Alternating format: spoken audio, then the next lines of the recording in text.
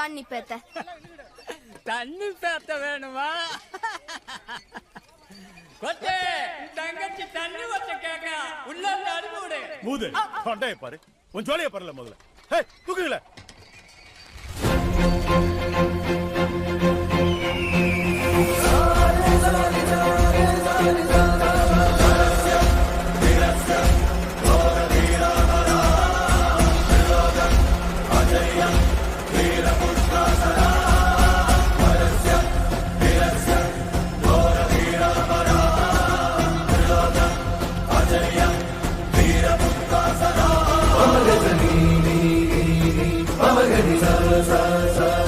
Baba Gani,